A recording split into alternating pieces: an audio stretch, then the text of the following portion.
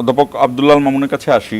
আজকে প্রধানমন্ত্রী আমরা যেই ইভেন্টটা দেখলাম যে ঢাকা বিশ্ববিদ্যালয়ে গেলেন, সেখানে বিপুল সংখ্যক ছাত্রছাত্রীর মধ্যে ভিড় ঠেলে আমরা দেখলাম। তারপরও প্রধানমন্ত্রী কিন্তু হাঁটলেন। দেখলাম যে এসএসএফ এর গলদঘর্ম অবস্থা, কিন্তু তারপর প্রধানমন্ত্রী এক ধরনের মিথস্ক্রিয়া বলা যেতে পারে, মানে এটা তার অনেক আগে থেকে আমরা দেখছি যে সাধারণ মানুষের মধ্যে যাওয়ার মিথস্ক্রিয়া, সেটা তো আমরা পর্দায় দেখলাম। মূল প্রোগ্রামের ডিজাইনটা কি, আসলে এটা কেন করা হলো, যদি ইন এ নাটশেল আপনি পুরোটা সময় সেখানেই ছিলেন।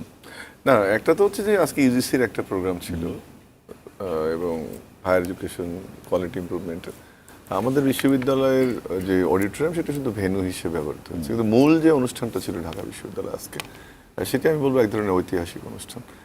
এবং যদি আমার ওদের তথ্যে ভুল হচ্ছে না, স্বাধীনতোত্তর বাংলাদেশে কোনো সরকার প্রধানের ঢাকা বিশ্ববিদ্যালয়ের শিক্ষার্থীদের সঙ্গে বসে মত বিনিময়, যেটা আমরা সবসময় ফিল করি যে পলিসিগুলো টপ আপ হয় বটম আপ পলিসি অ্যাপ্রোচ থেকে। বিরোধী দলীয় নেতা হিসেবে করেছেন, কিন্তু তিনি যখন সরকার প্রধান হয়েছেন তখন অনেক অনুষ্ঠানে সরকার প্রধান এসেছেন, অনেক অনুষ্ঠান হয়েছে, আমার মনে পড়ছে না সরকার প্রধান শুধুমাত্র শিক্ষার্থীদের সাথে 1.5 শতাধিক শিক্ষার্থীদের সাথে কথা বলছেন, এটা বোধহয় আমার তথ্যটা সঠিক। এটা একটা খুবই তাৎপর্যপূর্ণ বিষয়। আর আমি একটু বলে নিই, যেহেতু আপনি হেঁটে আসার কথাটা বললেন, যখন উনি, যেহেতু আমি সঞ্চালকের দায়িত্বে ছিলাম, যখন উনি মঞ্চে বসলেন এবং বললেন যে আমি ঢাকা বিশ্ববিদ্যালয়ের শিক্ষার্থী ছিলাম, দুঃখজনক হলো আমি শেষ করতে পারিনি, কিন্তু ঢাকা বিশ্ববিদ্যালয়ে আসলাম, চতুর্দিকে কি হচ্ছে, বিশ্ববিদ্যালয় কতটুকু গ্রো করলে এটার দেখার যে একটা লোভ আমি সামলাতে পারিনি, আমি এই জন্য হেঁটে আসতে চেয়েছি, কিন্তু পুরোটা পথ হেঁটে আসতে পারিনি। উনি ঢোকার সময় অনেক এসেছে, যেটা আপনি বললেন যে রীতিমতো গলদঘর্ম অবস্থা ছিল, যে আমি পারিনি, বাট আমার ভালো লাগলো যে আমি ঢাকা বিশ্ববিদ্যালয়ে এসেছি এবং উনি হেঁটেই অনেকটা পথ এসেছেন। মূল যে বিষয়টি ছিল যে উনি শিক্ষার্থীদের কাছ থেকে মূল জায়গাটা ছিল যে ওনার যে দেশ গঠনের ভাবনা, শিক্ষাক্ষেত্রে আমরা জানি বিএনপি 5% বাজেট করতে চাচ্ছে, কর্মমুখী শিক্ষা এগিয়ে নিতে চাচ্ছে, কারিকুলামগুলোকে ঠিক করতে চাচ্ছে, থার্ড ল্যাঙ্গুয়েজ ইন্ট্রোডাকশন, এগুলো তো ওনার ভাবনাটা শেয়ার করা স্টুডেন্টদের সঙ্গে। এবং উনি শুরু করেছিলেন যে আমি আসলে বলতে না, শুনতে এসেছি, কারণ আপনারা আমাদের ভবিষ্যৎ আর আমরা অতীত হয়ে যাচ্ছে, সো ভবিষ্যতের কাছ থেকে অতীত শুনবে বা শিখবে, এই বিষয়টি মুখ্য। স্টুডেন্টরাও খুব পার্টিসিপেশন ছিল এই কারণে যে আপনি যদি খেয়াল করেন অনুষ্ঠানটাতে যে জায়গাটা ধন্যবাদ প্রাপ্ত, আপনি যদি একটা ইনক্লুসিভ পলিটিক্সের কথা বলতে আমরা আলোচনা করব, জনবান্ধব রাজনীতি, কোনো ধরনের ব্যাকড্রপ ছিল না কিন্তু, এবং কোনো ধরনের সাজসজ্জা কিচ্ছু ছিল না। ওনার যেটা ইনস্ট্রাকশন ছিল বা নির্দেশনা ছিল যে আপনারা অডিটোরিয়ামে যেভাবে বসে সেমিনার সিম্পোজিয়াম করেন একদম সাধারণ টেবিলে, আমরা যে টেবিলে আসলে বসি, যে চেয়ারে বসি ওটাতেই বসেছেন, তাও তো আমরা একটা ব্যানার দিই, কিন্তু কোনো রকম ব্যানার ছিল না, আপনি খেয়াল করে দেখবেন কোনো ব্যানার কিছু ছিল না।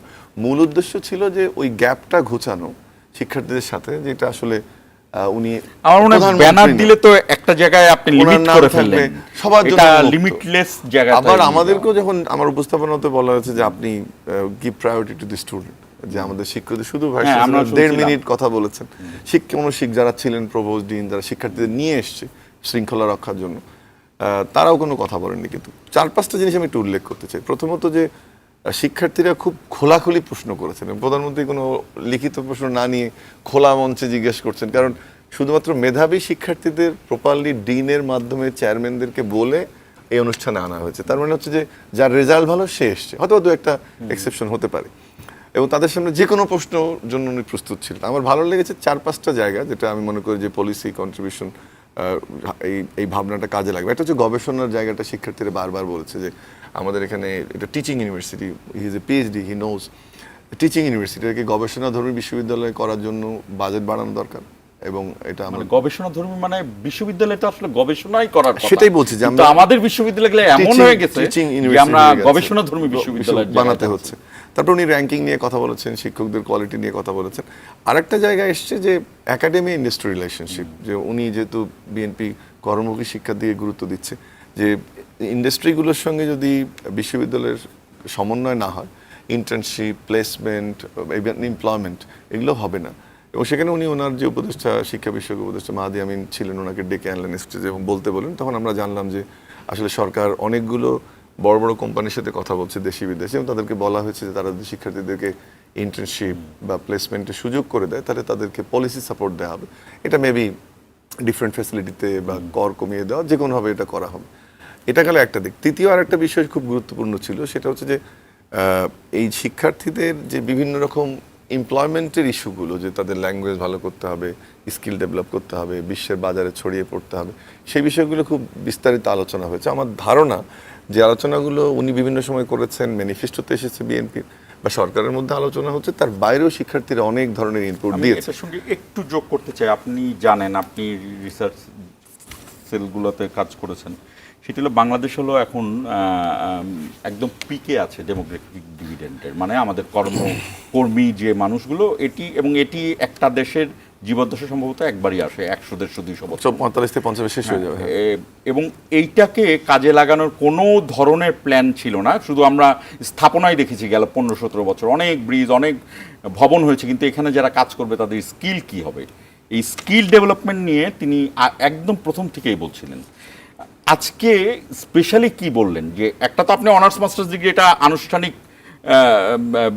নিচ্ছেনই, তার পাশে স্কিল ডেভেলপমেন্ট কি, অন্যান্য বিভিন্ন বিশ্ববিদ্যালয়ে 5টা থেকে 6টা ল্যাঙ্গুয়েজ, সবচেয়ে বেশি স্কিলড কথা বলা হয় যে ল্যাঙ্গুয়েজ শেখাটা, সেই জায়গাগুলো আমি উদাহরণ হিসেবে বললাম, কি বললেন প্রধান? না, ইন্টারেস্টিংলি আপনি যে প্রসঙ্গটা এনেছেন সেটা শিক্ষার্থীদের কাছ থেকে প্রশ্ন ছিল যে আমাদের ডেমোক্রেটিক ডিভিডেন্ড তো শেষ হয়ে যাবে, তাহলে আমাদের এই সময়টাকে আগে যেমন অবকাঠামোতে ব্যয় করা হয়েছে, বিএনপি বলছে যে মানব সম্পদ উন্নয়নে সরকার অর্থায়নটা করবে, সেক্ষেত্রে ভাবনাটা কি? উনি বলেছেন, আমি ঠিক এই কথাটাই বলেছেন যে 1 নাম্বার হচ্ছে যে আমাদের যেন ব্রেন ড্রেন না হয়, 2 নাম্বার হচ্ছে আমাদের স্কিল বেজ এডুকেশন করতে হবে, 3 নাম্বার হচ্ছে উনি আবারও খুব জোর দিয়ে বলেন যে পুরো কারিকুলামগুলো যদি ঢেলে সাজানো না যায়, ইন্ডাস্ট্রির যে ডিমান্ড সেটা যদি মিট করতে পারি, সেটা না হলে আসলে এই ডিভিডেন্টের এই জায়গাটা শুট নিতে পারবো না।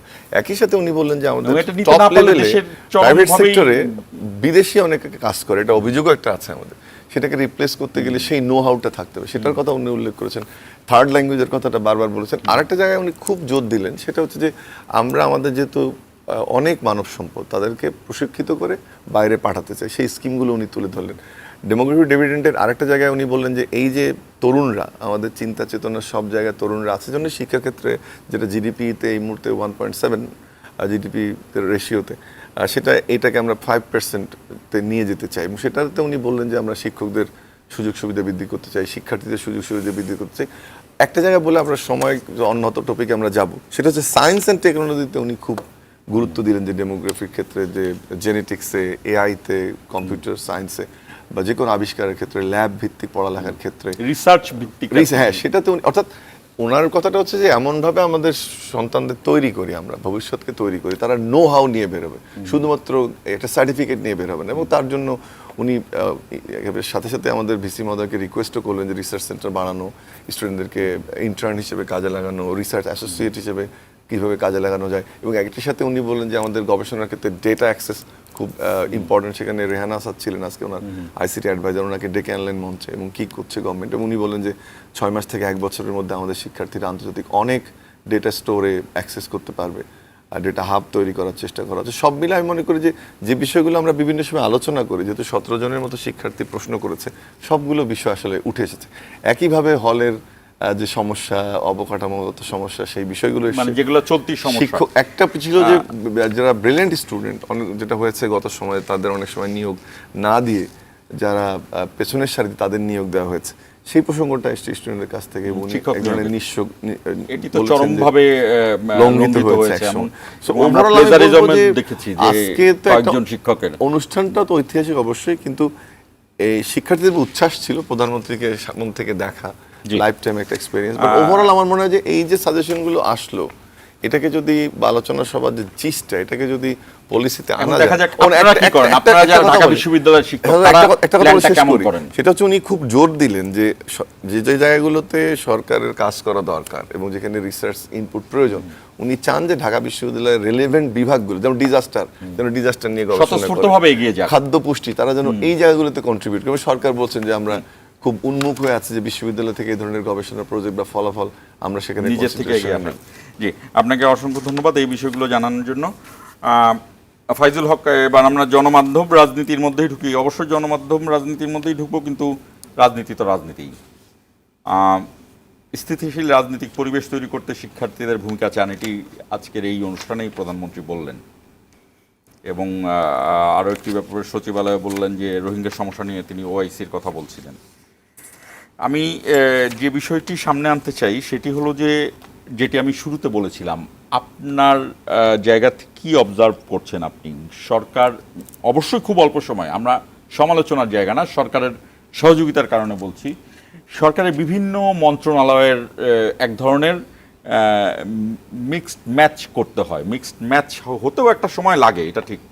সেই জায়গাটা কি পরিপূর্ণ হয়েছে কিনা, বা একটু মন্ত্রীদের মধ্যে যে কথার জায়গাটা সেটা কেমন দেখছেন, কেমন দক্ষতা দেখছেন? আস্তে আস্তে হয়তো বা দক্ষ। সবচেয়ে বড় কথা, আমাদের প্রধানমন্ত্রীও প্রথম প্রধানমন্ত্রী, তিনি এমপিও হলেন প্রথম। আমাদের সবচেয়ে বেশি এমপি এবার নতুন, এবং নেতাও নতুন, এবং তরুণ নেতারা রয়েছেন, এটি যেমন সত্য, অভিজ্ঞরাও আছেন। এই বিষয়গুলোতে আপনার কেমন মনে হচ্ছে? একটি সংকট কিন্তু আমরা ভোজবাজির মতো মিলে যেতে দেখলাম, সেটি হলো তেলটা যেভাবে আসলো হুট করে চলে গেল। এই সব কিছু মিলিয়ে কেমন দেখছেন অবজারভেশন? না, প্রথমেই আপনাকে ধন্যবাদ জানাচ্ছি এবং আমার বিজ্ঞ আলোচক আমাদের মামুন স্যারকে ধন্যবাদ জানাই। দেখেন, বাংলাদেশের রাজনৈতিক প্যাটার্নটা একটু হলেও পরিবর্তনের দিকে যাচ্ছে। বিশেষ করে একটু আগে যেটা স্যার মেনশন করলেন আমাদের মাননীয় প্রধানমন্ত্রী জনাব তারেক রহমান সাহেব সম্পর্কে, একটা হচ্ছে সরকারের দৃষ্টিভঙ্গি, আর একটা হচ্ছে তারেক রহমান ব্যক্তির কিছু ব্যক্তিগত ইমেজ যেটা তিনি ক্রিয়েট করেছেন, এই দৃষ্টিভঙ্গি। এবং সেটা শুধু জনাব তারেক রহমানের প্রতিই না, বাংলাদেশের বিরোধী দলীয় যে নেতা আছেন ডাক্তার শফিকুর রহমান সাহেব, ওনার ব্যাপারেও মানুষের যথেষ্ট পজিটিভ ধারণা। এই দুইজনের ব্যাপারে বাংলাদেশে কিন্তু একটা ভালো সাউন্ড আছে। যেমন ওনার সহজ সরল জীবনযাপন, সিম্পলি তিনি বের হয়ে যাচ্ছেন, জনাব তারেক রহমান সাহেব সাদা শার্ট পরে একটা জায়গায় যাচ্ছেন, বড় চেয়ারে বসছেন না, শিক্ষককে মর্যাদা দিচ্ছেন, কখনো কাউকে হয়তো পরিচিত জন আছে ডাক নাম ডেকেই তাকে ডাকছেন। এই জিনিসগুলো কিন্তু শহীদ রাষ্ট্রপতি জিয়াউর রহমানের একটা রিফ্লেক্স আমরা দেখতে পাই তার মধ্যে, এবং দেশনেত্রী বেগম খালেদা জিয়ার জায়গাটা তার ভিতরে আসছে। এটাতে পজিটিভ দেখার অবশ্যই সুযোগ আছে। আমাদের রাষ্ট্রের সকল রাষ্ট্রপ্রধানরাই যে সবসময় মারমুখী হবে, তিক্ত কথা বলবে, খারাপ আচরণ করবে, কিংবা ক্ষমতায় থাকার জন্য যা ইচ্ছা তাই করবে, সেই জায়গাটা থেকে নিশ্চিত বের হওয়ার একটা পথে আমরা আছি। কিন্তু সরকার কিন্তু, আপনি যেটা মেনশন করার চেষ্টা করলেন যে এই যে ভারসাম্যহীনতা, আপনি ওইটা হয়তো ভারসাম্যহীনতার ল্যাঙ্গুয়েজে বলেননি, কিন্তু মন্ত্রী সরকারের যে এই যে অ্যাডাপ্ট যেটা হওয়া উচিত, যেটা 2-3 মাসের মধ্যে হওয়া সম্ভব না মনে করেন, কিন্তু তারপরেও যতটা হওয়া উচিত ছিল সেটা আসলে হয়নি। তারেক রহমান সাহেব যে দৃষ্টিভঙ্গিতে বাংলাদেশটা চায়, বা বিরোধী দলীয় নেতাও যে দৃষ্টিভঙ্গিতে বাংলাদেশ চায়, সেটা কিন্তু তাদের লাস্ট সংসদীয় অধিবেশনের বক্তব্য থেকে ফুটে উঠেছে। যেমন একটি বিষয় আপনি শুনছেন না, আমি রাজপথে আন্দোলনও করছি, পাশাপাশি আপনি আমার কথা শুনছেন, আমি সংসদে সহযোগিতা করছি। এই সহযোগিতাটা যখন বিরোধী দলীয় নেতা চেয়েছেন যে আপনার এই যে ক্রাইসিসে আমাদের এই ফুয়েল সংকট, আমরা আপনার পাশে দাঁড়াতে চাই, প্রধানমন্ত্রী কিন্তু সেটাকে অ্যাকসেপ্ট করেছেন এবং এই দুইটা গ্রুপকে মিলে একটা কমিটিও করে দিয়েছেন। তার মানে কি দাঁড়ালো, যে বিরোধী দল বিরোধিতার জন্য বিরোধিতা সেখানে করে নাই। মানে এটা কোনো রাজনৈতিক গেম ছিল না, এটা আসলেই একজন আরেকজনকে সহযোগিতা করতে যাচ্ছিল, যেটা আমরা আগে দেখতাম যে টেলিফোন করব কি করব না, রাজনৈতিক পলিটিক্যাল গেম হতো। আগে দেখবেন কি, আগে তো বিরোধী দলীয় নেতা ওই চেয়ারেই থাকতো না, ওই বৈঠকেই সে উপস্থিত থাকবে না, এবং তৈলের সংকট শুনবে যে হচ্ছে, এটা শোনার 7 দিন আগে সে একটা হরতালের ডেট দিয়ে বসে থাকতো। এটা ছিল প্রিভিয়াস গভর্নমেন্টের এবং প্রিভিয়াস বিরোধী দলের কালচার। কিন্তু বাংলাদেশে এটা কিন্তু একটু হলেও পরিবর্তন হয়েছে, যেটা আমরা বর্তমান সময়ে সরকার এবং বিরোধী দলীয় প্রধানের মধ্যে দেখতে পাচ্ছি। এটাকে আমরা হাইলি অ্যাপ্রিসিয়েট করতে হবে। কিন্তু সমস্যার জায়গাটা হচ্ছে তাদের দৃষ্টিভঙ্গিটা, তাদের যারা আশেপাশে মানুষ আছেন তাদের ভিতরে এইটা অ্যাডাপ্ট হয়নি। তারা এখনও সেই বর্জীয় রাজনীতির কালচারটার ভিতরে রয়ে গিয়েছেন, তারা এখনও সেই ট্যাগিংয়ের রাজনীতির ভিতরে ঢুকে গিয়েছেন। এখনও তারা মনে করেন যেমন আপনার গুপ্ত সুপ্ত রাজাকার আলবদর, অথচ এই সংসদের মাননীয় স্পিকারই বললেন যে এই সংসদে যারা সংসদ সদস্য, আজকে সম্ভবত ওনার একটা ডেলিভারি দেখলাম, না আগানোর তো সুযোগ নেই। স্পিকার বলে দিয়েছেন যে এই সংসদে যারা বিরোধী দল আছেন, দল হিসেবে যারা আছেন, তাদের মধ্যে কোনো একজন সংসদ সদস্য নাই যারা রাজাকার, কোনো একজন ব্যক্তি নাই যারা মুক্তিযোদ্ধা বিরোধী। এমনকি যে এখানে জামাত ইসলামের মধ্যে যে সংসদ সদস্য আছেন, একজন মুক্তিযোদ্ধার কথা উনি নাম মেনশন করে বলেছেন, এবং সাবেক আরো 2 জনের কথা উনি বলেছেন, যুক্ত করেছেন। তো এই জিনিসটাও কিন্তু আপনার রিমার্কেবল যে একজন স্পিকারের জায়গা থেকে এই ধরনের কথা আসছে, এবং এই স্পিকার কিন্তু বিরোধী দলীয় নেতাকে বলেছেন জায়গায় জামাতের যে ভূমিকাটা ছিল 71, এটা তো আসবে ঘুরে ফিরে আসবে না। 24 মানে প্রতিদিনই যদি আপনার জিনিসগুলো ঘুরে ফিরে আসতে থাকে, আপনি তো মানুষ নিয়ে কাজ করতে হবে। যে কোনো কথাই এটা ইন্টেনশনালি আসে না, কিন্তু রাজনীতির জায়গায় ইন্টেনশনালি আনা হচ্ছে। যেমন যখন বলা হয় ওই রাজাকারের বাচ্চা, ওই আলবদরের বাচ্চা, এই শব্দটা আপনি কাকে উদ্দেশ্য করে বলেন? যদি আমি আমার সামনে উদ্দেশ্য করে বলি তাহলে বুঝতে হবে যে আমার সামনে ক্যামেরাম্যান যে তাকে বলতেছি। কিন্তু আমার এই টোটাল সংসদে 300 সংসদ সদস্যের মধ্যে একটা রাজাকারের বাচ্চা নাই, একটা আলবদরের বাচ্চা নেই। Why we should call them like this? So এই জায়গা থেকে বের হতে তারেক রহমানও হয়তো চায়।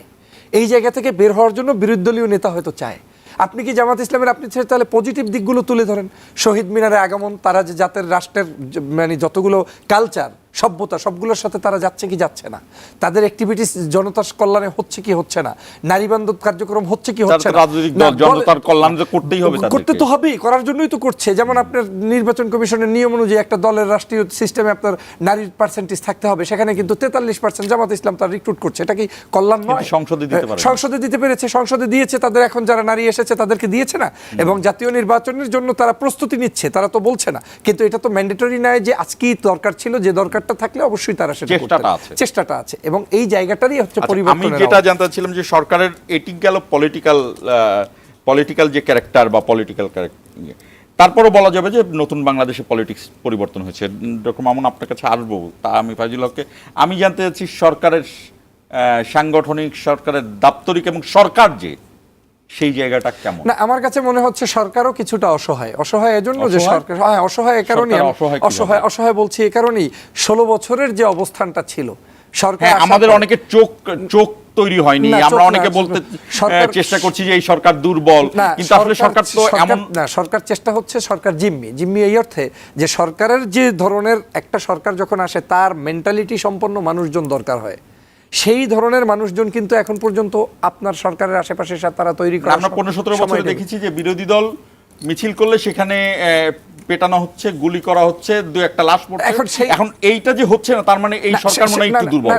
না, সেটা দুর্বল না, এটা দুর্বল না। সরকার এটা করবে, এটা করার জন্য তো জুলাই বিপ্লব হয় নাই, 24-এর গণঅভ্যুত্থান হয় নাই, মানুষের জানমালের যতগুলা রক্ত দিয়েছে তারা তো এইসব প্রতিদিন চালানোর জন্য করে নাই। সেখান থেকে আমি সরকারকে দুর্বল বলছি। সরকারকে বলছি যে সরকারের জায়গা থেকে সরকার যেভাবে শক্ত হাতে দেশটাকে পরিচালনা করবে, তার যে ম্যান পাওয়ারগুলো দরকার, তার হাতে যে শক্তিগুলো দরকার, সেই শক্তিতে রিক্রুটমেন্টের প্রবলেম আছে, প্রবলেম আছে, এবং সেই রিক্রুটমেন্টে আপনি মন্ত্রী পরিষদ থেকে শুরু করে সর্ব জায়গায় কিন্তু তাদের একটা অবস্থান জায়গা আছে। এখন সেই রিক্রুটমেন্টের প্রবলেমটা হচ্ছে সেটা হচ্ছে যারা 16 বছর নির্যাতিত ছিল, সেই নির্যাতিত মানুষগুলো অনেক জায়গা থেকে আমার মনে হচ্ছে যে তারা সাইড আপ হয়ে যাচ্ছে। কিন্তু কিছু বিশেষায়িত পদ আছে যেগুলো নির্যাতনই তার এফিশিয়েন্ট, না, কিন্তু বিশেষায়িত পদ আছে, আবার ওই পদে এসে আওয়ামী লীগের মতো বক্তব্য কিন্তু সমীচীন নয়। যেমনটা গতকালকে দেখলাম বাংলাদেশের পুলিশ ডিপার্টমেন্টের প্রধান একেবারে মন খুলে কথা বলে ফেলেছেন, এমনটা যে জিয়াউর রহমান কখন কত সালে কোন রাস্তা থেকে হেঁটেছেন, কোন দিন তার মানে ভাবাপন্ন হয়েছে, না শুনতে চায় না। এটা এই জন্যই আমি বলেছি যে প্রধানমন্ত্রী তারেক রহমান ব্যক্তি একজন, আর রাষ্ট্রের ব্যবস্থাপনার যে জায়গাটা সেটা এখনো পরিবর্তন হয় নাই। যেমন জনাব তারেক রহমান চান না যে তার সামনে আপনি জনাব কিন্তু জননেতা কিংবা মাননীয় বলেন, তিনি চান না যে বড় হুইল চেয়ারে তাকে বিশাল চেয়ারে বসান, তিনি চান না যে তার জন্য বিশাল একটা ঘেট করেন, কিন্তু আপনি তার আপনি চাচ্ছেন। আমাদের কি অভ্যাস না, আমাদের অভ্যাস নাই, বর্জীয় রাজনীতিটা আমাদের সমস্ত জায়গা থেকে যায় নাই, তন্দ্রে আমাদের সেই ব্যাড কালচারটা রয়ে গিয়েছে। এবং আরেকটা জায়গা শেষ করছি, সেটা হচ্ছে আমাদের মধ্যে এখনো মনে হচ্ছে যে আমরা এই ধরনের কাজ করেই আমাদের সেই কাঙ্ক্ষিত লক্ষ্য পূরণ করতে পারবো। কিন্তু যদি এই সরকার, জনাব তারেক রহমান সাহেব অতীত সমিতি যে করবে তাকে যদি একটু সাইড আপ করতে পারে, তাহলে এই তোষামোদির রাজনীতিটা আগামীতে বন্ধ হবে। এবং যেমন যারা তোষামোদি করছে, তারেক রহমান সাহেবকে একটু মানে ইনফ্লুয়েন্স করার চেষ্টা করছে, একটু তার কাছে ভালো হওয়ার চেষ্টা করছে, ব্যাকডেটেড কিছু হিস্ট্রি শোনাচ্ছে, এই হিস্ট্রিগুলো তারেক রহমান শোনার পরে যদি মনে করেন যে লোকটা আমাকে পাম দিচ্ছে, স্পেশালি আমার উপরে আমাকে মানে চেষ্টা করছে কিছু তার জন্য সুবিধা দেওয়ার জন্য, ওই মানুষদেরকে যদি সুবিধা বঞ্চিত করে দিতে পারেন, তাহলে নেক্সট টাইম দেখবেন যে তারেক রহমান সাহেব যেটা চাচ্ছেন সেটাই হবে। কিন্তু সেই জায়গাটা থেকে কতটুকু তিনি সেফ থাকতে পারবেন, এটাই হচ্ছে ভালো মানে জায়গা। আমরা বিরতিতে যাব, বিরতির পরে ডক্টর মামুন, আমি সাধারণত প্রশ্ন করি কিন্তু আমার কোনো প্রশ্ন নেই, এই ফয়জুল হক যা বললেন আপনি এগুলোই বলেন যে আসলে উনি কি বলতে যাচ্ছেন। দর্শক আমাদের সঙ্গেই থাকুন, 1 মিনিট পরে ফিরছি।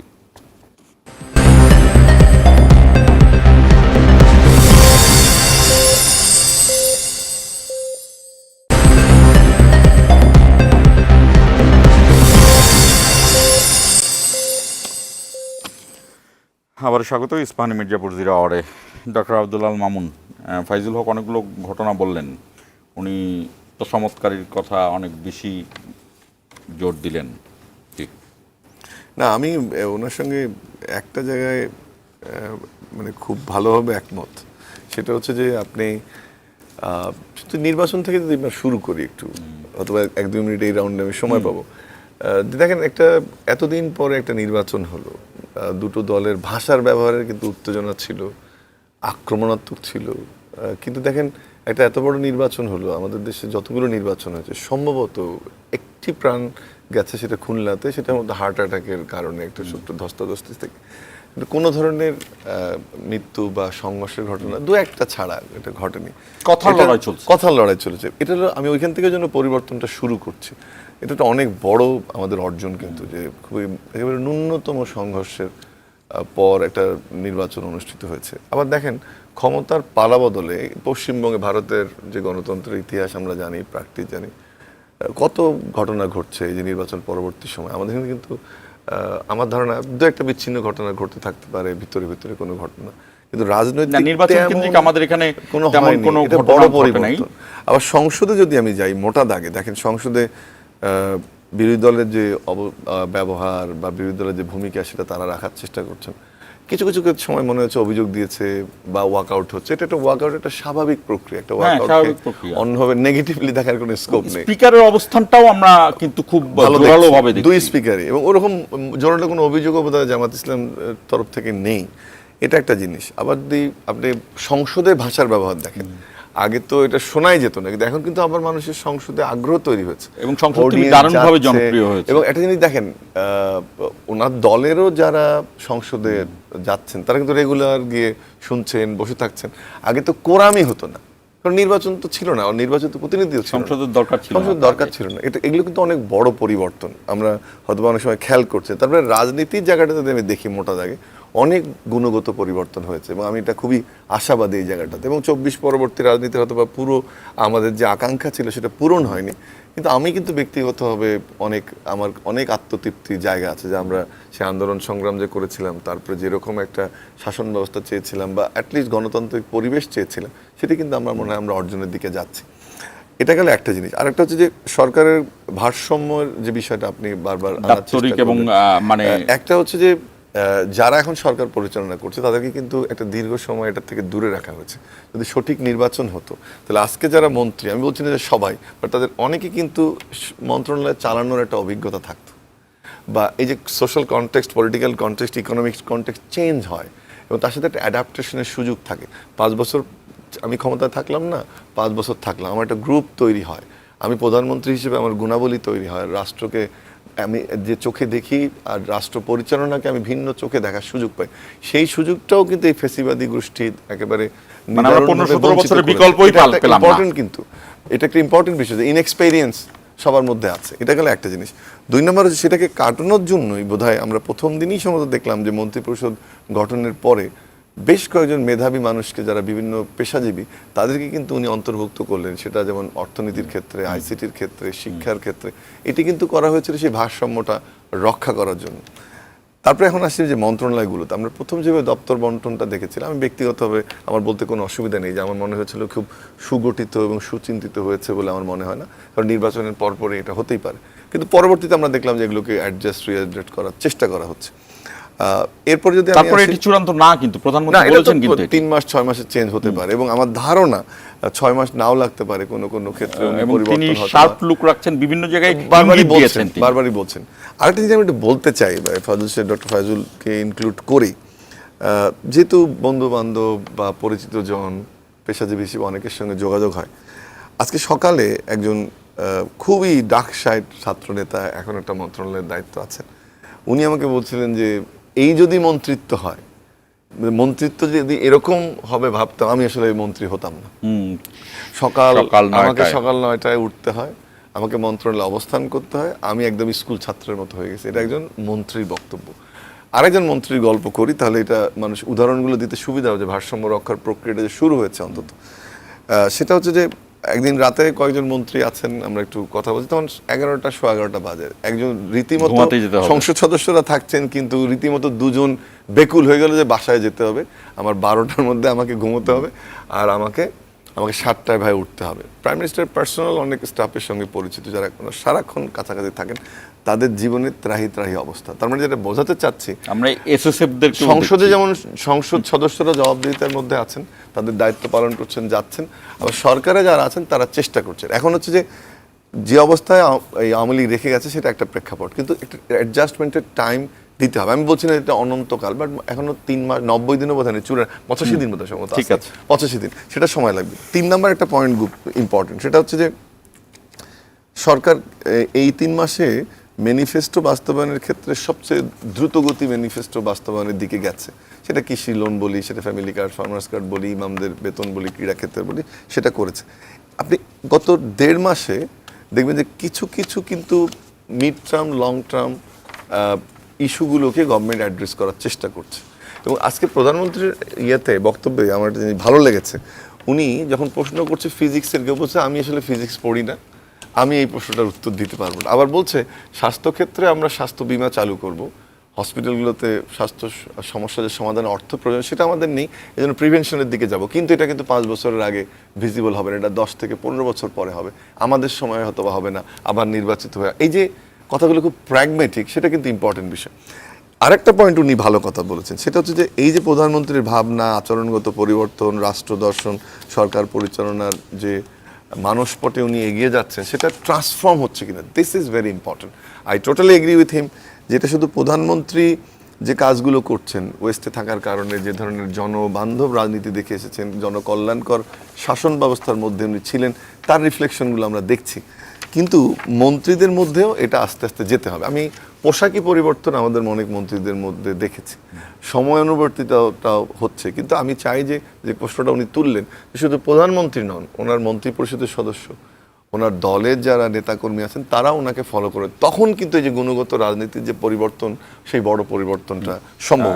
ধন্যবাদ। আরেকটা একটা 30 সেকেন্ডের যোগ করি, স্বাধীনতা যুদ্ধ নিয়ে এগুলো আমরা অনেক কথা বলি, আসলে আমি এই জেনারেশনাল ব্লেমটার পক্ষে না, কিন্তু জামাত মুক্তিযুদ্ধের বিরুদ্ধে করেছে, দল হিসাবে সবসময় বলবো, আগামীতেও বলবো, সবসময় কথাটা আমরা বলবো, যেতে চাই না, সবসময় আলোচনাটা ঠিক আসলে। কিন্তু একটা জায়গায় গুপ্ত শব্দটা নিয়ে আমার ব্যক্তিগত অত্যন্ত আপত্তি আছে, এবং আমি মনে করি যে রাজনীতি করতে হবে নাম প্রকাশ করে। আমি হলের একটি প্রভোস্ট, এছাড়া আমি বিশ্ববিদ্যালয়ের সকল হলের যে কনভেনিং কমিটি, সেটার আমি কনভেনার। খুবই অসুবিধা হয় যদি এনটিটি প্রকাশ না করা যায়। আপনি একটা দাবি নিয়ে আসলেন, আপনি সাধারণ শিক্ষার্থী আমার কাছে হলে, যখন আমি বিশ্ববিদ্যালয়ের মধুর ক্যান্টিনে গিয়ে দেখছি আপনি একদম খোলাখুলি বলি শিবিরের ব্যানারে মিছিল করছেন, তখন কিন্তু এটা আমার জন্য খুব মুশকিল হয়ে যায়। সো আমি দল করলে আমি এটা প্রকাশ করব, এটা অপারেশনাল অ্যাডভান্টেজ থাকে। আরেকটা জিনিস আমি মনে করি যে এই মুহূর্তে ছাত্র শিবিরের ঢাকা বিশ্ববিদ্যালয় সহ শিক্ষা প্রতিষ্ঠানগুলোতে যে স্ট্রেংথ, এটা আমার ধারণা স্মরণকালে সবচেয়ে বেশি, এবং তারা নিশ্চয়ই এটাকে অর্জন করেছেন। আমি সফলতাটাকেও ভালোভাবে অ্যাপ্রিসিয়েট করতেছি, ভালো ভালো কাজও তারা অনেক ক্ষেত্রে করছেন, কিন্তু রাজনৈতিক পরিচয় প্রকাশ করে রাজনীতি করতে হবে, এটা আমি সব প্ল্যাটফর্মে বলছি, এবং এই ক্ষেত্রে গুপ্ত থাকা যাবে না। যদি কেউ থাকতে চায়, আমি মনে করি শিবির, পার্টিকুলার জামাতে এটা নাই, শিবিরের ক্ষেত্রে ওটা প্রকাশিত হওয়া উচিত, এবং সেটা কিন্তু যেটা হচ্ছে, এতে কিন্তু আদতে ক্ষতি হচ্ছে। এবং আমি মনে করি যে এটাকে সামনাসামনি রাজনীতি করার যে বড় সুযোগটা পেয়েছে আওয়ামী লীগের অ্যাবসেন্সের কারণে, পার্টিকুলারলি ছাত্রলীগের যে বাজে রাজনীতি, হেলমেটের রাজনীতির বিপরীতে ছাত্র শিবিরদের যে আদর্শিক রাজনীতি করে, আমি একটা বড় সুযোগ হিসেবে দেখি। কিন্তু অপারেশনালি এটা কিন্তু একটা সমস্যা তৈরি, এটা ওপেন হতে হবে। আমি মনে করি যে লিস্ট প্রকাশ করা, ওনাদের তো এটা প্রকাশ হয়, যে লিস্ট প্রকাশ করা, সেই কথাগুলো বলা ওপেনলি। অন্য আপনি কি এটার কোন কাউন্টার দিবেন না আমি অন্য প্রসঙ্গে যাব? আমি এখন ঠিক আছে, একটু বিশ্ব পলিটিক্সের মধ্যেই যেতে হচ্ছে, কারণ দুটো বিষয় আমি আপনাকে বলি। সেটি হলো যে হতে পারে বাংলাদেশ একটি দেশ, ভারত একটি দেশ, আমাদের সাথে কেন্দ্রের যোগাযোগ, কিন্তু পশ্চিমবঙ্গ আমাদের একদম লাগোয়া, এবং কাঁটাতারের বেড়ার বিষয়টি তো আলোচনায় এসেছেই। একই সাথে তিস্তা মহাপরিকল্পনা, একই সঙ্গে বাংলাদেশের সাথে ভারতের আগামী দিনের পরিকল্পনা। আজকে কিছুক্ষণ আগে ভারতের পররাষ্ট্র মন্ত্রণালয়ের মুখপাত্র রণবীর জয়সওয়াল বলেছেন সীমান্তের নিরাপত্তা রক্ষা আমাদের অগ্রাধিকার। ঠিক আছে, যেটা কাঁটাতারের শুভেন্দু বলেছেন। আর শুভেন্দুর একটি বিষয়, তারা তাদের দেশে যেটা করছেন যে শুভেন্দু অধিকারী রাস্তায় নামাজ পড়া নিষিদ্ধ করেছেন। ভারতীয় সংবাদ মাধ্যমকে বিজেপি নেতা ও ব্যারাকপুরের সাবেক সংসদ সদস্য অর্জুন সিংয়ের দেওয়া এই বিবৃতির পর দেশটিতে ব্যাপক সমালোচনা হচ্ছে, এটি দেখছি। আমি বলতে চাই যে আসলে বাংলাদেশ যেই এখন এই দক্ষিণ এশিয়ার যে পলিটিক্যাল প্রেশার, এবং এই জায়গাতে বাংলাদেশকে, যদি আমি 3টা দেশের নাম বলি, মার্কিন যুক্তরাষ্ট্র, তার সাথে বাণিজ্যতে দারুণভাবে বাংলাদেশকে চিন্তা করতে হবে, দারুণ মেধা নিয়ে এগোতে হবে এই সরকারকে। চীনের সাথে চীনের এক ধরনের বোঝাপড়া আছে, এবং বিরোধী দলীয় নেতা বলেছেন যে তিস্তা মহাপরিকল্পনার একটু এই একটা বিষয়ের দুই দলেরই খুব ঐক্যমত আছে বোঝা যায়, এবং ভারতের সাথে বাংলাদেশের সম্পর্ক। না, আমি যাচ্ছি আপনার ওই প্রসঙ্গে, একটু তার আগে আমার স্যারের একটা জায়গায় গুপ্তর বিষয়টাতে একটু আলোকপাত করি, আমি সেই বিষয়টা কথা বলছি। দেখেন, বাংলাদেশের প্রেক্ষাপটে বাংলাদেশের সাধারণ শিক্ষার্থীরা কিন্তু ভোট দিয়ে প্রমাণিত করে দিয়েছে যে কারা গুপ্ত না সুপ্ত। বাংলাদেশের 5টা বিশ্ববিদ্যালয় কিন্তু নির্বাচনের প্রাককালে ভোট হয়েছে, এবং 5টা বিশ্ববিদ্যালয়ে প্রায় 80% 90% সমর্থন পেয়ে ছাত্র শিবিরের প্যানেল তারা সেখানে জয়যুক্ত হয়েছে। এর মাধ্যমে প্রমাণিত হয়েছে যে বর্তমান প্রজন্মের যুবক তরুণরা ছাত্র শিবিরকে পছন্দ করেছে এবং তাদের কার্যক্রমকে পছন্দ করেছে, বিশেষ করে ছাত্রীবান্ধব, ছাত্রবান্ধব, বিশ্ববিদ্যালয় কেন্দ্রিক। তো এখন এই গুপ্ত শব্দটা আবিষ্কার হয়েছে কোথায়? যেহেতু স্যার মেনশন করেছেন যে শিবিরের ক্ষেত্রে এটা ঘটতে পারে, বা এরকম একটা জায়গাটা সে উইশ করছে যে যাতে না হয়, সে পজিটিভলি এটা উপস্থাপন করার চেষ্টা করেছেন, শিবিরের গুণাবলীর ক্ষেত্রে তিনি স্বীকার করেছেন, এটা ধন্যবাদ। কিন্তু জায়গাটা হচ্ছে যে শিবিরের ক্ষেত্রে এই ব্লেমটা যারা দিচ্ছে তারা কি আসলে এই ব্লেমটা জেনে শুনে দিচ্ছে? যেমন ছাত্র শিবির কি গুপ্ত হলে গুপ্তকে কেউ ভোট দেয়? বিশ্ববিদ্যালয়গুলোর ছাত্ররাই তো সিদ্ধান্ত নেয় যে কারা গুপ্ত না।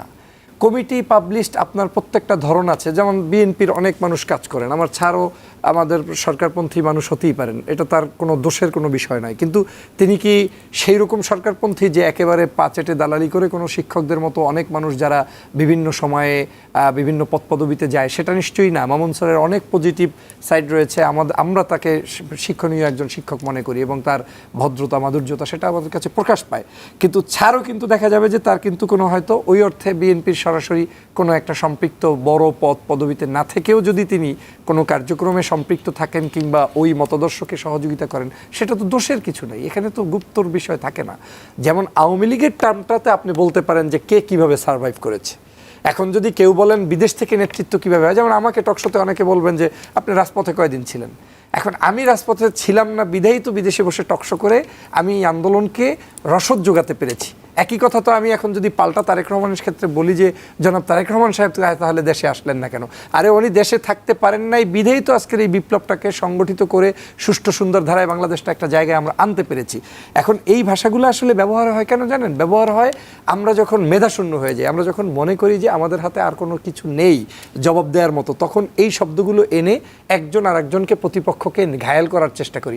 আপনি এটা সহজে বুঝবেন যে জনমত জরিপটা নেবেন, জনগণ এটাকে কোনভাবে নিচ্ছে, জনগণ কি পজিটিভলি নিচ্ছে না, সেই জায়গা থেকে আমি মনে করি এই সকল রাজনীতি আমাদের পরিহার করা উচিত। আপনি যে বিষয়টা বলেছেন, আমি কিন্তু যে যেমন ছাত্রলীগের সময় যেমন আমি অলওয়েজ ভেরি প্র্যাগমেটিক, যেমন ইন্ডিপেন্ডেন্স নিয়ে বললাম, ছাত্রলীগের সময় পরিচয় প্রকাশ করে নিয়ে বললাম, এইসব বিষয়ে আমি রেসপেক্ট অস্তিত্বের বিষয় ছিল। কিন্তু এখন এটা আমার পজিশনটা একদম খুব এখন আমার মনে হয় আমার কাছে যেটা মনে হচ্ছে যে এখন এরকম পরিবেশ পরিস্থিতি কোথাও নেই। কিন্তু যদি কোনো ব্যক্তি যেমন ছাত্র শিবিরকে সমর্থন করে কিন্তু তিনি কমিটিতে থাকতে চান না, তো এটা কি তার দোষ?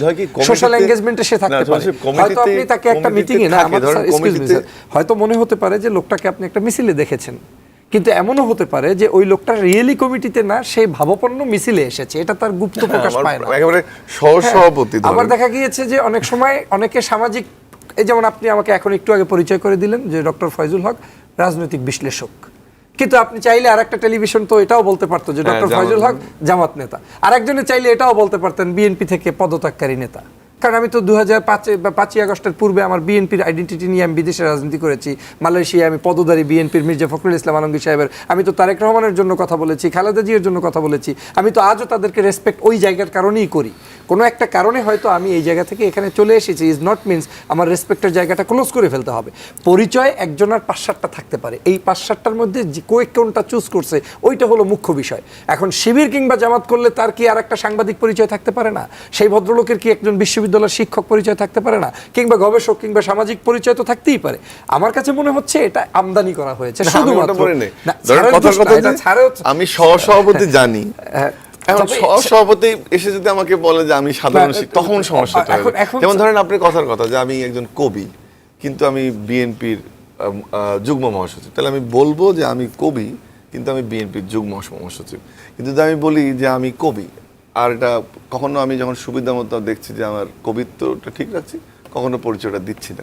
ওই জায়গাটায় বলছি আমি যে আমি তো অলওয়েজ অ্যাপ্রিসিয়েট যে সবাই রাজনীতি করবে, কোনো ধরনের হলে কোনো ইস্যু হবে না, ক্যাম্পাসে ইস্যু হবে না, কিন্তু পরিচয়টা প্রকাশ করলে অপারেশনালি এটা সুবিধা হয়। আমার কাছে মনে হচ্ছে যে এই জায়গাটাতে আমরা যতটা ফোকাস করছি তার চাইতে যদি আমরা রাষ্ট্রের এই যে সহমর্মিতার ভিত্তিতে রাষ্ট্র উন্নয়নে কি করা যায়, যেমন 16 বছরের যারা ফ্যাসিজমের শিকার হয়েছে তারা যদি আজকের রাষ্ট্রের সকল জায়গায় ভূমিকা পালন করে, যেমন আমি উদাহরণ দিয়ে বলি, ইফতার মাহফিলে বাংলাদেশের ইতিহাসে কোনোদিন দেখেছেন যে একজন প্রধানমন্ত্রীকে বিরোধী দল দাওয়াত দিয়েছে এবং বিরোধী দলের ইফতারে চিফ গেস্ট হিসেবে গিয়েছে? এই প্রথম বাংলাদেশে প্রধানমন্ত্রী হওয়ার পরে বিরোধী দলের বাসায় যাচ্ছে ডাক্তার শফিকুর রহমান সাহেব, কিন্তু তাদের সেন্ট্রাল যে ইফতার প্রোগ্রাম সেখানে চিফ গেস্ট রেখেছে প্রধানমন্ত্রীকে, যাকে আমি তাড়িয়ে ক্ষমতায় আসতে চাই। এটা তো রাজনৈতিক পরিভাষা যে next time I want to be a power. So সেই জায়গা থেকে তাকে আমি ফাইজুল হক এই বিষয়গুলো নিয়ে আপনারা আলোচনা আমি যাব, এই বিষয় নিয়ে আলোচনা করছেন। সবচেয়ে বড় কথা কি ফাইজুল হক জানেন, আসলে এগুলোই কিন্তু ঘটার কথা ছিল, কিন্তু আমাদের ঘটেছে তো উল্টা, যে কারণে আমাদের কাছে এইগুলোকে জোর করে আনার পরে আমার মনে হচ্ছে যে অনেক কিছু আসলে তো স্বাভাবিক এটাই যে আপনি সত্য বলবেন, আপনি আপনার পরিচয় নিয়ে থাকবেন, এটাই তো হওয়ার কথা। হ্যাঁ অবশ্যই, কিন্তু আমাদের আসলে 15-17 বছর যাবত আমরা কি ঘটলো, এবং 15 বছরে রাজনৈতিক প্র্যাকটিসটা ছিল না বিধায়ী এবং এই ধরনের কার্যক্রম কালচার ছিল না বিধেই আমাদের কাছে এখন খটকা মনে হচ্ছে। আপনি তো বিরোধী দলীয় নেতাকে তার বাড়ি থেকে বেরোতে দেন নাই, অফিস থেকে বেরোতে দেন নাই, ময়লার গাড়ি নিয়ে, বালুর গাড়ি নিয়ে, আমি জানি না ডক্টর আব্দুল মামুন আপনারা তখন দেখেছেন কিনা, কেটে নিয়ে আটকে দিয়েছেন, বালু ট্রাক দিয়েছে, সেই ধরনের কাজ করেছে। তো আমি সেই জায়গা থেকে আমি শেষ করছি একটা পয়েন্টে আপনি যেটা কোশ্চেন করেছিলেন যে বাংলাদেশের বর্তমান চীন, আমেরিকা। আমরা বিরতির থেকে আসি, এরপরেই সেই অ্যাঙ্গেলে যাব, এবং এর একই সঙ্গে আমি আসলে দুইটা অ্যাঙ্গেল ছিল, যদিও আপনি এই গুপ্ত সুপ্তর জায়গাতেই আমরা থেকে গেলাম। শাপলা গণহত্যাকে ঠেকানো গেলে জুলাইয়ে গণহত্যা ঠেকানো যেত। আমি সাধারণত কারোর বক্তব্য নিয়ে কথা বলি না, কিন্তু এখানে নাহিদ ইসলাম এনসিপির আহ্বায়ক, তার এই বক্তব্যটা একটু সিগনিফিকেন্ট, এবং তিনি ওই সময় বিএনপির যে ভূমিকা এবং আওয়ামী লীগ এবং সেই সময়কার গণমাধ্যমের যে ভূমিকা, সেই জায়গাগুলো একটু আলোচনায় আনবো। দর্শক আমাদের সঙ্গেই থাকুন, 1 মিনিট পরে ফিরছি।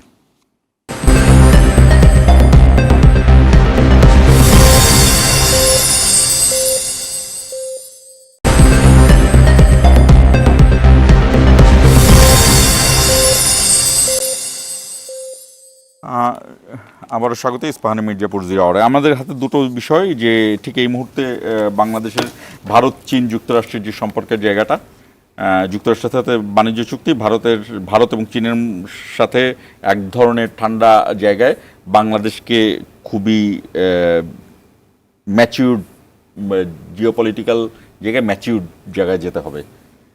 সেই জায়গাটা কেমন হবে? আর আরেকটি বিষয়, যে শাপলা গণহত্যার বিষয়টি এখন আসছে, যেটা আমরা জেনে আসছিলাম যে সেখানে কোনো মানুষ মারা যায়নি, অন্তত 57 জনের কথা তো প্রথম তদন্ত রিপোর্টেই এসেছে।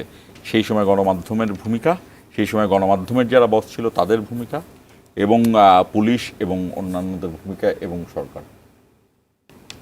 তো আমাকে বলছেন প্রথমে আমি একটু তিস্তা মহাপরিকল্পনার কথা আমরা একটু আগে বলেছিলাম। প্রথম হচ্ছে যে আমাদের উত্তরাঞ্চলের যে 8টি জেলা, তার 5টি ভোগান্তির মধ্যে থাকে এই তিস্তা, এই নদীর এই পানির খেলার জন্য। যেহেতু বিএনপির অতীত রেকর্ড রয়েছে, শহীদ প্রেসিডেন্ট জিয়াউর রহমান প্রথম এই তিস্তা চুক্তি করে পানি আনতে, এবং খালেদা জিয়ার সময় সর্বশেষ ভারতকে চিঠি দেওয়া হয়েছিল ন্যায্য পানির হিস্সা নিয়ে। এরপর আমরা 11 সালের ঘটনা জানি যে এটা সম্ভব হয়নি।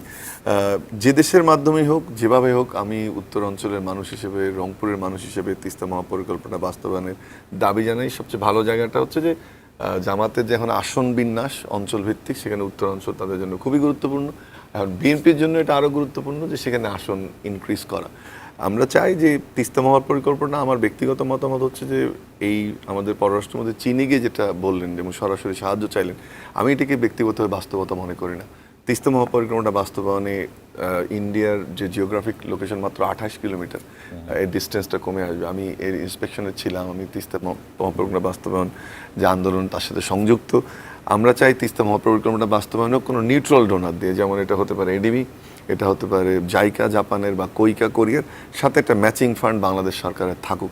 8,000 থেকে 12-13,000 কোটি টাকায় তিস্তা মহাপরিকল্পনা বাস্তবায়ন খুব বড় চ্যালেঞ্জ বলে সরকারের জন্য আমি মনে করি না। বাট তিস্তা মহাপরিকল্পনার বাস্তবায়ন আসলে উত্তর অঞ্চলের এই 2 কোটি মানুষের টেকনোলজিতে সবাই বলছে যে এখনো এই নদী ব্যবস্থাপনায় সবচেয়ে চমৎকার অবস্থানে আছে চীন।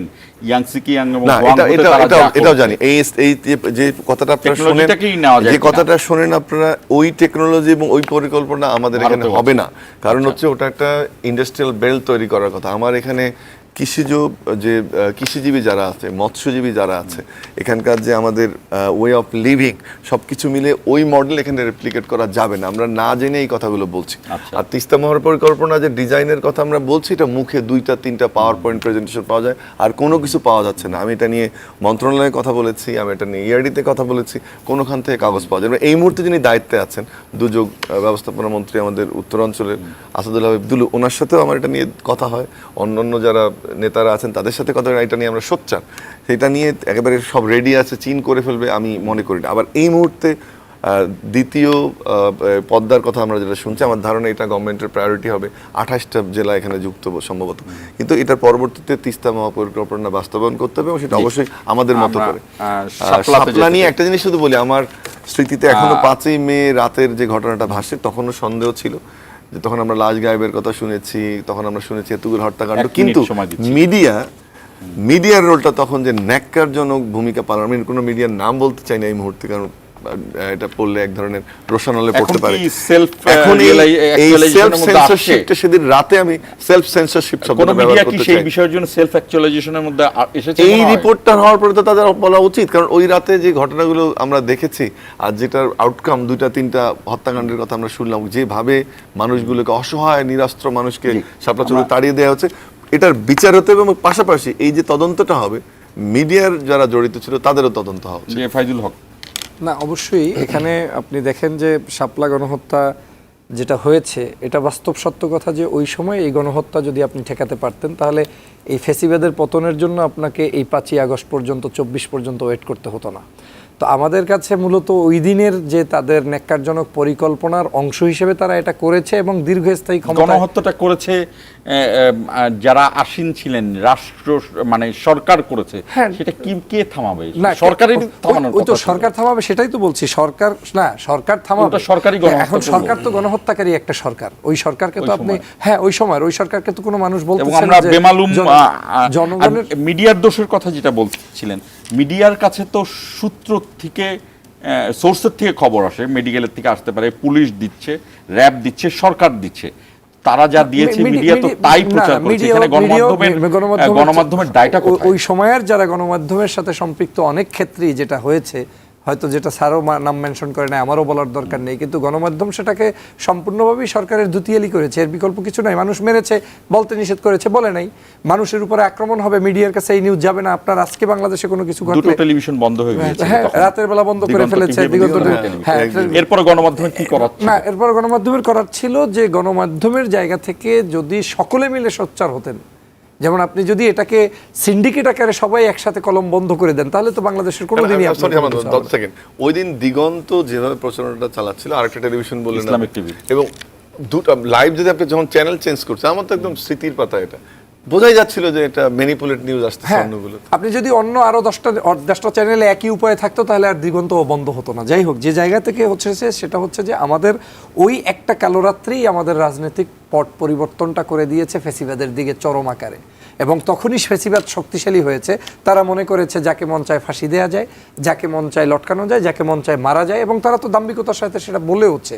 এই কারণেই তো দেশনেত্রী বেগম খালেদা জি আপনার চিকিৎসা পায় নাই, তাকে বিদেশ থেকে পাঠাবে না, উল্টোভাবে তার চুল ধরে আপনার কি বলে সমুদ্রে নিক্ষেপ করবে, ডক্টর মোহাম্মদ ইউনূসকে চুবিয়ে উঠাবে, পদ্মা সেতু থেকে মেরে ফেলবে, ছেড়ে ফেলবে, এ ধরনের কথা শুনেছেন না? এমনকি জীবিত একজন নেত্রীকে কত অট্টহাসি দিয়ে বললো, ওনার বয়স হয়েছে, মারা যাবে যে কোনো সময়, চিকিৎসার দরকারটা কি? তো এই ধরনের বেফাস মন্তব্য এবং খারাপ মন্তব্য বক্তব্যের পরেও আপনি তাকে বলতে পারবেন যে তিনি বাংলাদেশের সরকার ছিল? কিন্তু সরকার ছিল না। আর জনগণের দায়টা হচ্ছে যে জনগণ কিভাবে করবে? জনগণ তো প্রত্যেকটা জায়গায় মৃত্যুর কোলে ঢলে পড়েছে। শেখ হাসিনার আমলের যতগুলো প্রোটেস্ট হয়েছে, আপনি একটা জায়গা দেখাতে পারবেন না যেখানে মিনিমাম একজন মানুষ মারা যায় নাই। যে কোনো ইস্যুতে, মোদি বিরোধী আন্দোলন, সেখানেও দেখবেন 11 জন মানুষ মারা গিয়েছে। আনাসে কানাসে অনেকের হয়তো হিসাবই আপনার নেই। এই যে গণহত্যা, সেখানে মারা গিয়েছে। সাইদি সাহেবের ওই যে ফাঁসির রায় ঘোষণা হয়েছে, সেদিনও যখন রাজপথে আন্দোলন হয়েছে, প্রায় পাখির মতো গুলি করে শয়ে শয়ে মানুষগুলোকে হত্যা করা হয়েছে। কয়টা জায়গায় যাবেন? 57 জন সেনা অফিসারকে হত্যা করেছে। মানে তার জায়গাটাই ছিল শুধু রক্ত আর রক্ত, মানুষ মারো, ক্ষমতায় থাকো। এখন ওই জায়গাটা তো আপনি বাংলাদেশের প্রেক্ষাপটে গত 53-54 বছরে আর কোনো শাসন ব্যবস্থা যত বড় খারাপ হোক আমরা কেউ একটু আনতে একটু পারে না। শেষ করতে, একদম শেষে অধ্যাপক মামুন, আমি একটু জানতে চাই যে আমি আবারও বলছি যে গণমাধ্যমের কাছে বিভিন্ন সোর্সের থেকে খবর আসে, গণমাধ্যম দুটোই বন্ধ করে দিয়েছে। এইখানে কেন আপনার মনে হচ্ছে গণমাধ্যমের দায়ের জায়গা আছে? না, আমি আমার সেদিন রাতের লাইভটা তো আমি দেখেছি, মানে এবং একটা এটা মজা তো আসলে আমি বাংলা মোটর এটা কি এলাকাতেও ছিল। শাস্তিযোগ্য অপরাধ কিনা বা আমি সেটাই বলছি যে এই যে কেন মনে হচ্ছে? এবং আপনারা যে সবসময় সেলফ সেন্সরশিপের দিকে নিজেরাই নিয়ে যান। ধরেন কথার কথা, আমরা কিন্তু এখন যে গণমাধ্যম, আমি ব্যক্তিগতভাবে চাই যা ঘটবে সেটা তুলে ধরা। আজকে যে আমরা সরকারের সমন্বয়ের কথা বললাম, গ্যাপসের কথা বললাম, ফিউচারের কথা বললাম, কিন্তু তো গণমাধ্যমের ভূমিকা রয়েছে। আপনারা সঠিক তথ্যটা প্রকাশ করেন। আপনাদের ইনভেস্টিগেটিভ জার্নালিজম তো নাই এখন, আমি দুঃখিত, খুব সংখ্যাটা খুব কম। ইউ বিকাম নিউজ ক্যারিয়ার, ভুলে গেছে মনে হয়। নিউজ ক্যারিয়ার, আপনার নিউজ ক্যারিয়ার, কোথায় কি ঘটছে এটা দিচ্ছেন। আপনি তো দীর্ঘদিন সাংবাদিকতা করেন, আমি দীর্ঘদিন সাংবাদিকতা করেছি, সেটা এখন নাই। কেন বলছি যে আপনি ওই রাতে আমার সব মনে আছে, জার্নালিজমকে জার্নালিজম আপনি ওখানে না, আমি you just carrying news. So ওই রাতে আমার মনে আছে, সো ওই রাতে একজন বর্ণনা যখন দিচ্ছে তখন এমনও শব্দ ব্যবহার করেছে যারা এই যে যারা মাদ্রাসা শিক্ষার্থী, যারা আলেম ওলামা, তাদের সম্পর্কে অত্যন্ত নেগেটিভ শব্দ ব্যবহার করা হয়েছে। এবং পুলিশের যে বাহবা, বাহাদুরি, বেনজির পটকা ফুটিয়ে এবারে সাউন্ড গ্রেনেড মেরে তাড়িয়ে দিচ্ছে, একদম দৌড় দিয়ে পালাচ্ছে। আপনি কথাবার্তার মধ্যেও আপনি খুশি হচ্ছেন যে এটা আপদ চলে যাচ্ছে, লাশ ফেলে পালাচ্ছে। আপনি দেখেন ওই ভাষাগুলো কেমন, তাহলে তাদের আপনি ইয়ে করবেন না, যারা নিজেরাই দালাল সাজলো বা নিজেরাই একটা অংশ হয়ে গেল যে এই ঘটনাটার মধ্যে। যে আমি একটু এই যেতে চাই যে বর্তমান সময়ে আবার কিন্তু কিছু কিছু মানুষকে এভাবে দেখা যাচ্ছে যে তারা আবার এই সরকারকেও, আমি এটা চাই না, শেষ করব, তারা এই সরকারকেও কিছু কিছু দালালি করতে চায়, তারা অগ্রসর হচ্ছে, তারা ফোন কল পেতে চায়, তারা ওই হসপিটালে অসুস্থ থাকলে প্রধানমন্ত্রী গিফট পেতে চায়। কিন্তু এই ধরনের জায়গা থেকে যদি বের না হওয়া যায় তাহলে ওই দালালির প্রক্রিয়াটা কিন্তু আবার চলমান থাকবে। তবে তদন্তের মধ্যে ইয়েটা আসতে হবে, মিডিয়া যে রোলটা, এটা একটা অংশ থাকা উচিত। জি, আপনাদের দুজনকে ধন্যবাদ।